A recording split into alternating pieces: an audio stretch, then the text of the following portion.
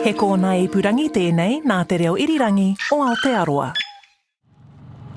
Welcome to Sea Ice World. This is the Sea Ice Research Camp at Cape Evans, and it's about 100 metres out from the shore on the sea ice. There's 3 different tents looking like really colourful rugs. There are some different coloured perspex squares bolted down onto the sea ice.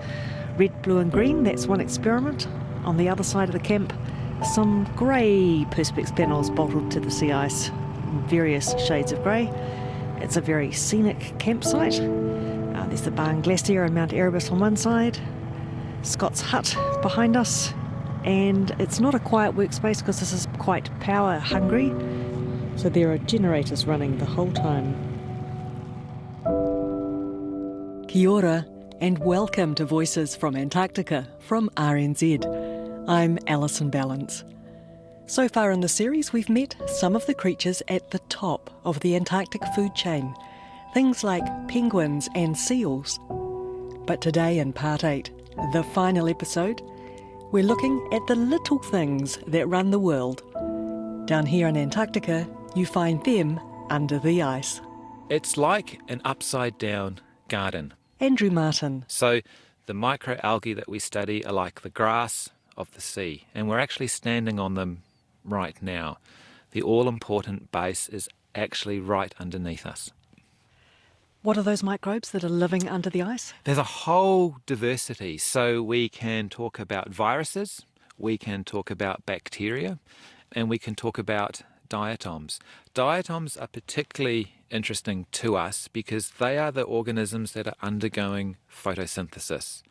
So for the most part here on the ice, there isn't all that much in the way of life. If you're lucky, you might see the odd seal, you might see the odd bird, be it a skua or a snow petrel. So you can be forgiving for thinking that it's a pretty barren sort of environment, but actually it isn't. It's simply that it's literally under our feet right now. Slowly growing. As soon as the light comes back after the polar winter, the photosynthetic component of the community can start actively growing. And to the point where right now the ice is distinctly brown at the ice-water interface. So although any given microbe is invisible to the naked eye, there are so many cells that the ice is distinctly discoloured. And so behind us is a hole in the ice, which is 1 metre by 1 metre. Oh, look at that, and you can see the brown underneath. Exactly. So it's like a window into the undersea world. Absolutely. And as you can see, it's like an undersea inverted garden. Like any good garden, it's full of plants. But to admire them, we need a microscope. What we have down the microscope at the moment is a melted ice core. So these microscopic plant-like organisms grow in the ice. They grow in tiny microscopic brine channels. So most of the ice is actually fresh water. Not all of the salt in the freezing process is expelled. It gets caught up in these tiny pockets, and that's actually where the microbes live. But have a look down there and tell me what you can see. I'm seeing lots of what look like spicules. Yeah, so that's one of my favourite diatoms. That's Nichia stellata, and so it forms these star-like chains. I'm looking for tons of life. It's a real 3-dimensional world in there. It's an entire universe. There's just a few drops of melted ice here. So there's 20 million square kilometres of sea ice. And so arguably it's one of the most significant microbial habitats on the planet. It's pretty mind-blowing stuff. So the microscopic plants feed the krill, and everything in Antarctica eats krill, either directly or via the fish that eat the krill. But studying this under-ice world is challenging, and the team here are finding different ways of doing that. Klaus Meiners is drilling an ice core.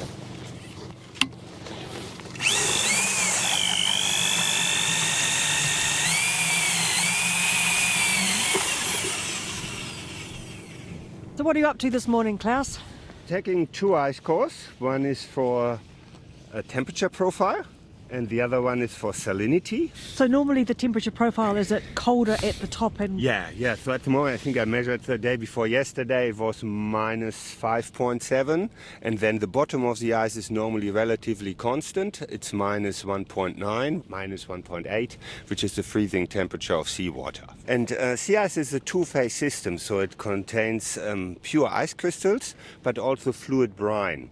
So if I cool down the ice, more crystals freeze and the remaining fluid will be more salty.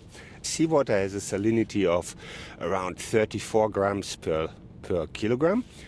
And that is what normally the organisms are adapted to. And really cold sea ice can have a salinity which is 5 times higher, so up to 150. They can deal with that, but it's a pretty harsh environment. So it's cold, salty, and sometimes dark. And because these algae are adapted to these low light conditions, they grow very early in the season. So they grow before there's more plant food growing in the water column. And that is very important for the ecosystem because then, for example, Antarctic krill with the juveniles especially can't starve for long periods over winter. So they really need these ice algae. They come up from the water column and graze at the bottom of the ice. You say the ice blocks out light. How much of the light does it block out?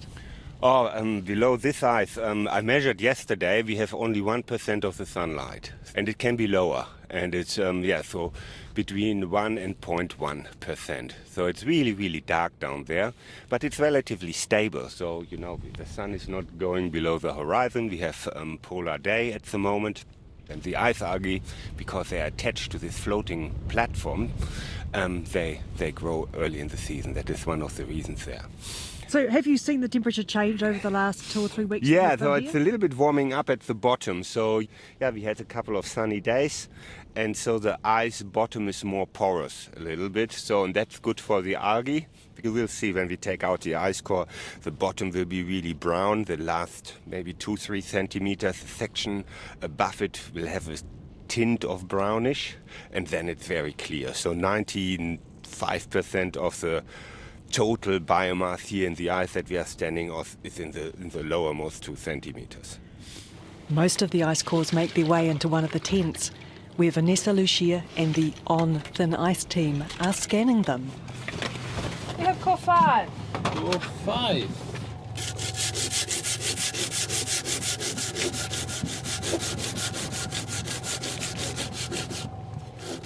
The ice has certainly changed a lot in the last couple of weeks, so it's become a lot more brittle and quite fragile when we go to cut it. I'm using a Japanese ice sawing blade, which we take the base. So now I've got that in the clear box. I'm just going to pop that back into the plastic bag into the dark so that it's not affected by the light in the tent here, and that will stay in there just until the next disc comes out ready for scanning. And so one of the technologies that we've brought to this project is called a hyperspectral scanning system. So essentially the hyperspectral camera uses the visible light spectrum. Yep. And with our eyes, we can see in 3 bands. We see in red, green and blue. Now this system here sees in around 170 different bands. So we're able to actually identify the exact band that the chlorophyll can be detected underneath, which is around 670 nanometers. And then from that we can start to break that down and look at how communities' spectral reflectance respond. So we're basically trying to create a little signature, and you look for that signature then in the data, and then we know exactly the target that we're looking for. Now we're just doing the ice core scanning. So how long does it take to scan one of your... One core, it goes through a lot of series of measurements. We shine specific wavelengths of light, and we can measure how much is passing through, how much is being reflected, how much is being absorbed. We can get an estimate of how much biomass there is, how the algae is feeling perhaps, and all their condition as the season progresses and as over space as well, right? One core takes around less than 2-3 minutes, one slice, and this, it might look like a normal image, but it's actually a quite big dense chunk of data which we can then use to retrieve information. So at the moment it looks a bit like the surface of the moon. Yeah, exactly. And then he then changed illumination to see how the core reacts to different types of light and coming from different directions as well. So we're really like trying to spectrally fingerprint each of the algal communities this year. So it's like trying to work out this is a beech forest versus this is a pine forest versus this is a grassland. That's correct, yeah. So last year we were kind of like, well, how much vegetation is there versus bare ice? And then this year, oh, well, of that vegetation, now we can break that down into classes. Ready for the next one, guys? Ready for the next one? Emiliano, Zbigniew and Vanessa have lots of hyperspectral scanning to do. But I'm off in search of Andrew again to find out what it's all in aid of. So this is year 2 of an NZARI, New Zealand Antarctic Research Institute grant, looking at the likely changes to primary production, so life at the bottom of the food chain, and how that might change. So we know that by about 2100 there'll be a 30% reduction in the volume and extent of Antarctic sea ice. We also know there'll be more precipitation, so there'll be more snow, and we also know that there will be more wind. So the project is tailored at linking those various elements to look into Antarctica's future. And that's where the large coloured panels laid out on the ice come in. Yeah, so what we're looking at, Alison, is an installation. It does look like an art installation, but this is a science installation. Exactly. I love the interface between art and science. So about a month ago, these coloured arrays were put in. So we have 3 red, 3 green and 3 blue. So scientists love their replication. So these are sheets of perspex pegged out onto the sea ice. Exactly. Each sheet of perspex is about 1.2 by 2.4. So it takes 8 of them to make a 5 by 5 array. And for all the obvious environmental reasons, we were really concerned with not losing any perspex. So I tested a whole range of screws. I've had this perspex exposed to conditions as low as -80, just to make sure that it doesn't go too brittle. And the good news is that it's an okay way in order to manipulate the communities below us. So of all the incoming solar irradiation that we have today, and today's a relatively bright sunny day, on a red array it is only red light that is available to the microbes beneath us. Same with the blue and same with the green. Of the photosynthetic microbes, they typically utilise either blue or red. They don't utilise the green. In a terrestrial sense, that's why we see plants, leaves and things as green, is because they're reflecting that sunlight. They're not as interested in it for the photosynthetic process. Oh, this wind is a bit unpleasant. It's really making the flags flap. Anyway, so that's the red, blue and green panels, and then there are the grey panels. These are our shades of grey, as I like to call it. There aren't quite 50, but there are 3. So it's a way of limiting the amount of light that's reaching that microbial community. So really our focus this year is on the future of Antarctica with respect to increased precipitation. So in an Antarctic context, that is snow. Very rarely does it rain. So this is going to be snow sitting on top of the sea ice? Absolutely. But then with that increased precipitation comes increased wind. And so what we're interested in understanding is what I call state transitions. So low snow to high snow to no snow, high snow to medium snow. And if we were to manually shift the snow, we would be here for a very long time. So what the acrylic allows us to do, in a way, is to cheat. So rather than moving huge volumes of snow, when the time is right, we can unbolt the sheets and we can move them around. Because you think that the snow doesn't settle on the sea ice, it blows around, is that the thing? So sometimes you get a lot of snow, sometimes it's cleared right away. Exactly. If there's a lot of snow and those organisms become highly shade adapted, if they're suddenly exposed to too much, they photo-inhibit it, if you like, it fries their photosynthetic machinery.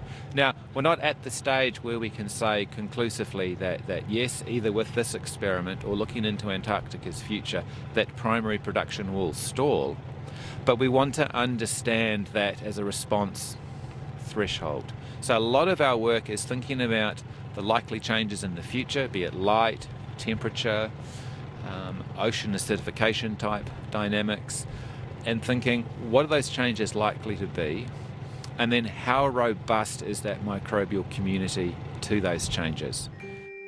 Right, so that's the end of day one here at the Sea Ice Microbe Camp, and I've been waiting all day for the chance to drop my hydrophone down one of those holes in the ice. I know we've had a Weddell Seal Symphony on the podcast before, but it's so good. I think we can have some more.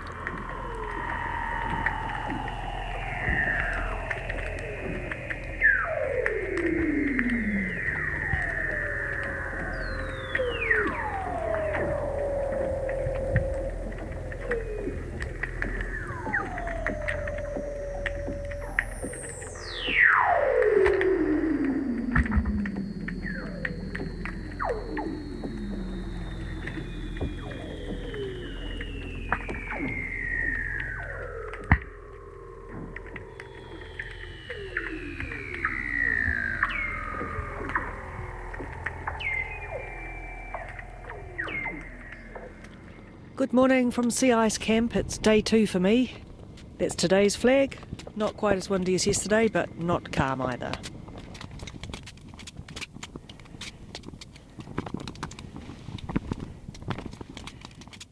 My first visit this morning is to PhD student Fraser Kennedy. I am interested in the ecophysiology of these communities, specifically the chemical signatures that they produce under various stresses. And what I'm doing here is we have constructed a little robot. So it's like a little submarine. It is about 1 metre long and probably about 0.5 of a metre wide. It has 4 pins on each corner with rubber stoppers on top, and 2 of those have heated spikes. So the idea is that we drive it underneath the ice and we come up underneath, and these rubber spikes act as, I guess, pins which sit the bot directly under the sea ice algae on the bottom of the ice. In the middle of this bot there's a big, there's sort of a cage to protect these various sensors that we have on the bot. These sensors measure these chemical signatures, and they are very, very fragile. Most of them are made out of glass, and they are very small. So we're talking 100 micron tip of glass. So getting those very fragile sensors up under the ice, measuring these chemical signatures that the algae produce, is quite a challenge. So this year we've got a bot, and because of various Antarctic logistic constraints, the C-17 breaking down multiple times, our cargo, again and again. And again and again and again. Yeah. So this only arrived yesterday. This only arrived yesterday. How long have you been here at the camp? We've been here 2 weeks, and we're in our last 10 days. So you're feeling a little desperate. We are under pressure, yes, under the pump. You've got another logistical problem. We have multiple logistical problems. Our power supply is not adequate. We run here on generators, and the output of that generator is not enough to run this absolutely beast of a robot. So we have requested the cavalry arrive with a bigger generator today, hopefully, and plug that in. And let's have our fingers crossed that we can actually get it in the water for the first time on its maiden voyage. We should point out that you had actually had a special generator for this robot. Yes. But that, I think, has even failed to get to Antarctica. Yes, it's still in Christchurch, unfortunately. So logistics. So that's the problem with polar science, is everything takes a very long time. We had a seal in our hole this morning. I was sitting here putting the bot together, and a seal poked up, and we have a board across this ice hole to stop seals coming up. But the seal came and lifted the board up and blew its nose at me this morning while I was doing this. It needed to breathe. It did, but it scared the living daylights out of me, and I jumped a mile. So these are the challenges again we face, not just with the logistics, but with the natural population of seals. Gotta love those seals and the holes in the ice, though. Hey. Meanwhile, in the other tent, Vanessa and her team are having some better luck with their Star Wars-themed underwater robot. What are you about to do, Vanessa? So this is our third deployment of the TIE fighter. It's about to go and do a transect underneath the blue panels. So our part of the project is looking at new technologies for surveying and making maps underneath the sea ice of the algal communities. In the past, traditional methods were to take cores, but that gives us a really limited view of what we're trying to look at. I guess it's like looking in the dark with a torch, right? So what we really wanted to do is expand that view. So rather than looking at those individual points, work out how those points make up the pattern of the variability of the sea ice algae. So the TIE fighter, our hyperspectral camera, goes into a housing, and it's got a optically clear lens on it. And under here we also have some GoPro cameras and some live camera streams, so we can see that data being acquired in real time. And then these skis here flip up underneath the ice, and that allows us to transport the TIE fighter like on an underwater cable car. Our plans for the future are to put them on a remotely operated vehicle. Then we won't be constricted by the cable car. We'll be able to go everywhere off-road. So this system here floats up underneath the ice and then allows us to scan underneath. I can see movement. The TIE fighter's just started to move. I'm ready for that acquisition. The TIE fighter genuinely has downhill skis attached to the top of it, so it can glide across the underside of the ice through the fields of microalgae. Vanessa is having to wind the winch by hand, since the C-17 cargo woes have meant the mechanical winches haven't arrived. And at this point in the process, you hope the seal doesn't turn up. The seal can turn up whenever the seal turns up now, but when we go under a deployment, it's suboptimal if the seal is in the hole. There's just too many things competing for space. But this year we've noticed the seals have been a lot younger and quite shy, so if they even see us appear or move the boards, then they disappear. It's just part of the natural environment we need to contend with. How's the data looking, Emiliano? Today is a very good day. We try to choose days which are very sunny. So sun brings a lot more light that goes through the ice, which pretty much like in normal photography, you can you get a better picture, right? You get more light, more photons going through the ice, and therefore an improved signal. So more signal, it leads us to better interpretation, and better interpretation we can get a better understanding of what's happening down there. You can see how the patterns really change. Not only it's difficult to access, but it's also very variable, which makes it very difficult to know how much there is down there. So it varies at the millimetre scale, it varies at the metre scale? Yeah, exactly. From millimetre to metre to over regional areas, it also changes a lot depending on the ice. And also over years can change a lot depending on the year. So it's really needed that we try to develop these technologies to tackle the way we gather information about them. Yeah. And meantime, you're still feeding out cable? I am still feeding out cable. At this point, I think I'll go home with one arm larger than the other. I can drastically see a change in the blue color. Really drastic. I think we're in. Good to know, thank you. It's awesome.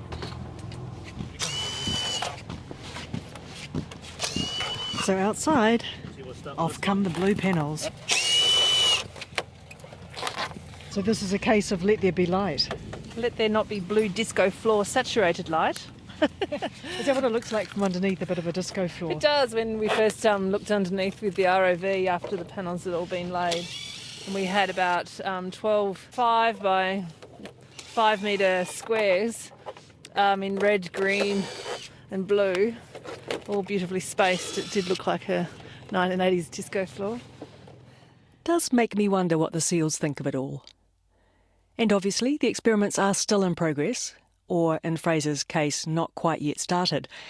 But what have the team found so far? The results have been really, really intriguing. So there is more life underneath the coloured panels.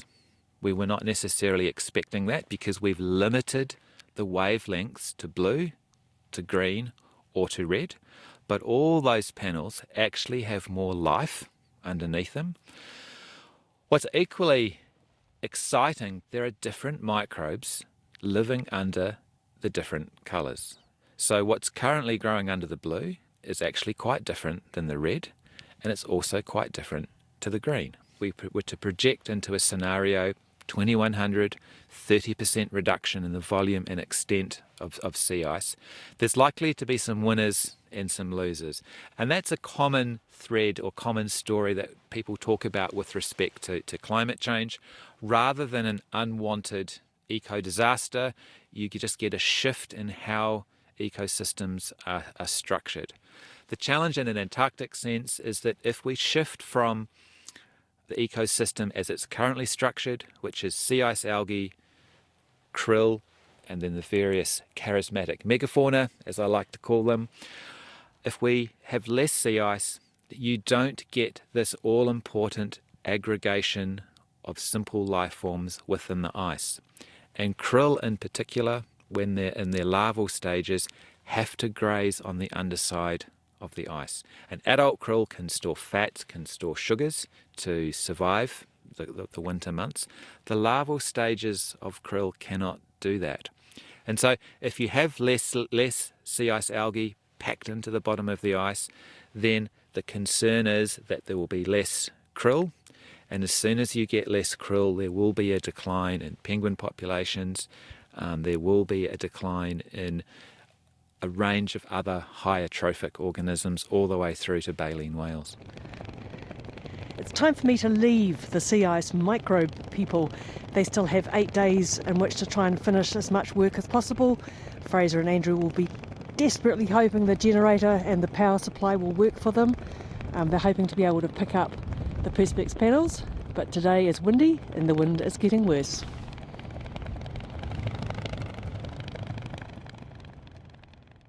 So, Scott, you had some news about the helicopter? Yeah, so we've just found out from Scott Base that Minna Bluff has been clouded over, which is usually a good indicator of poor weather coming in from the south.